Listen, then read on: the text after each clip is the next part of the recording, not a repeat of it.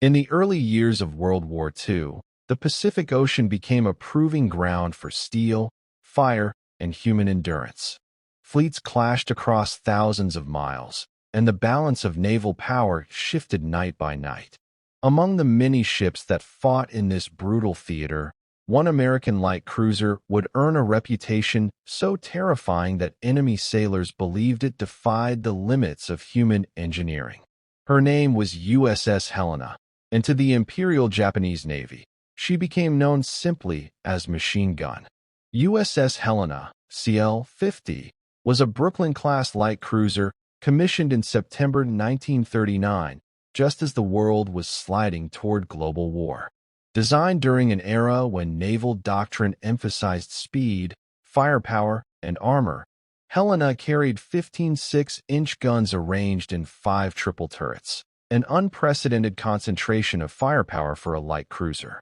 She was fast, heavily armed, and built to dominate enemy destroyers and cruisers alike. But on paper, she was only one ship among many. No one yet knew she would become a legend. By December 1941, Helena was anchored at Pearl Harbor alongside the battleship USS Pennsylvania, undergoing routine maintenance. Her crew of 868 officers and enlisted men were preparing for another ordinary Sunday morning. Few of them understood that within hours, their lives and Helena's destiny would be permanently altered. At 7:55 a.m. on December 7th, Japanese aircraft roared over Oahu in a meticulously planned surprise attack. Torpedo bombers and dive bombers descended upon Battleship Row, turning the harbor into an inferno of flame, smoke, and exploding steel. Helena was not the primary target, but fate did not spare her. A Japanese torpedo struck Helena amidships, ripping open her hull and detonating near the forward engine room.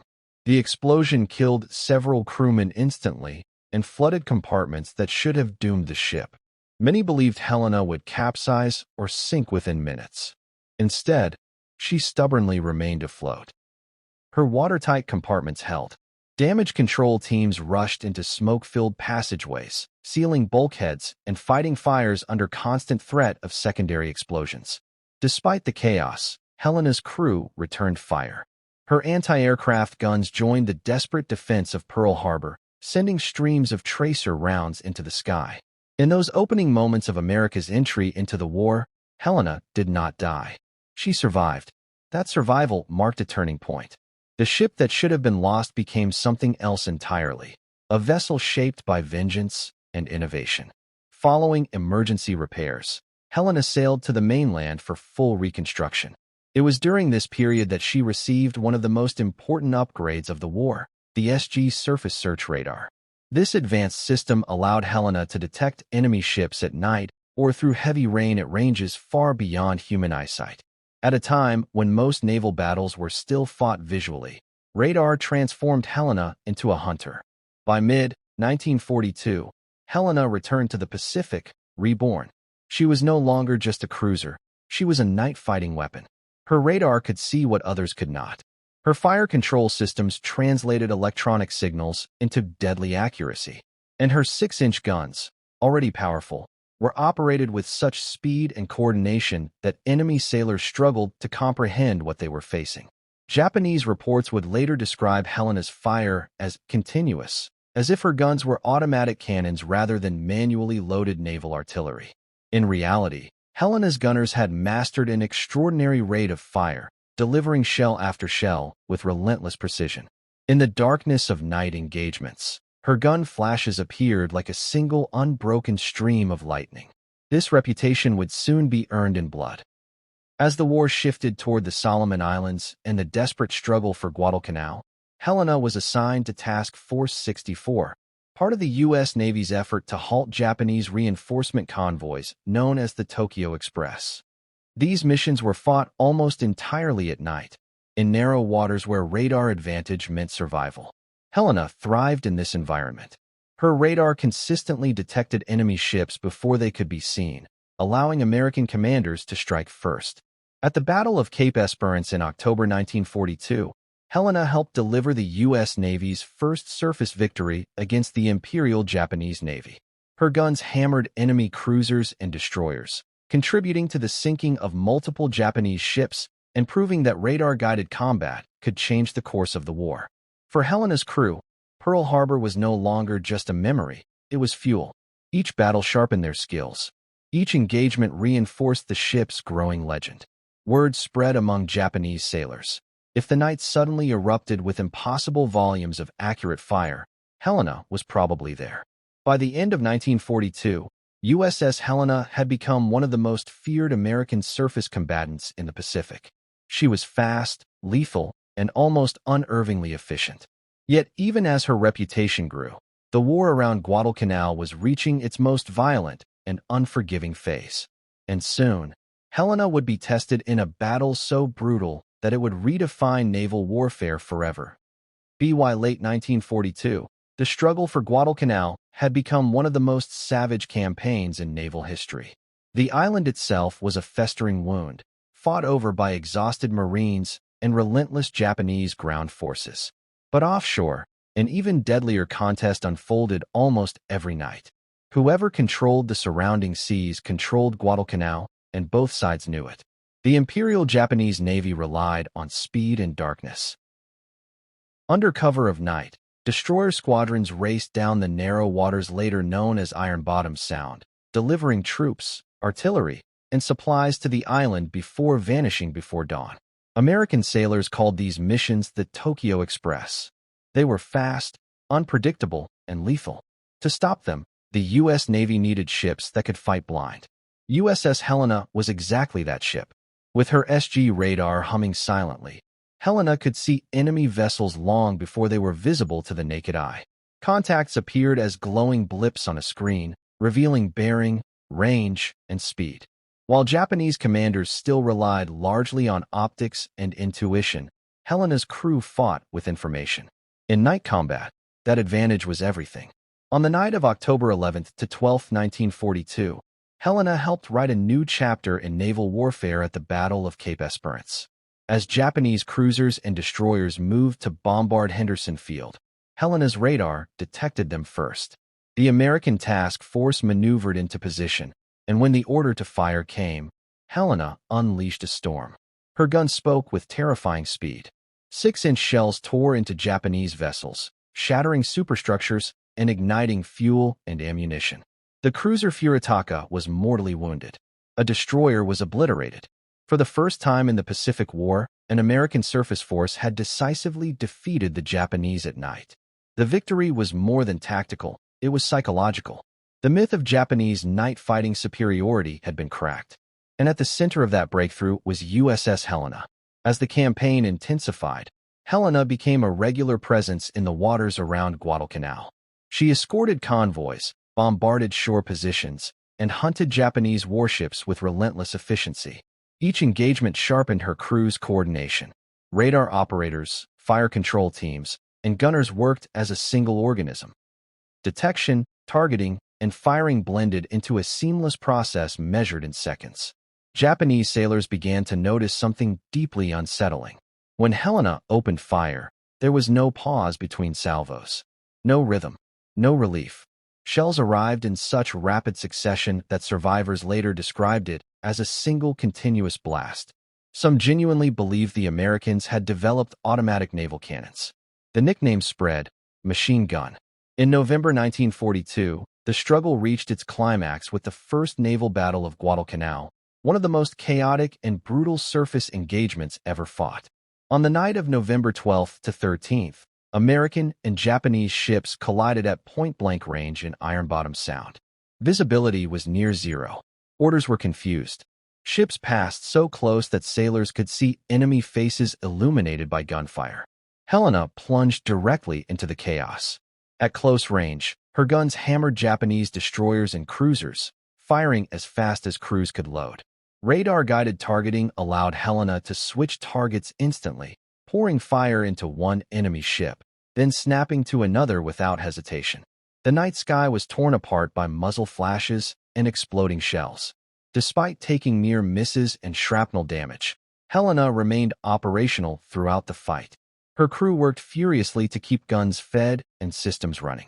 The decks were slick with rain, seawater, and blood. The roar of gunfire was constant.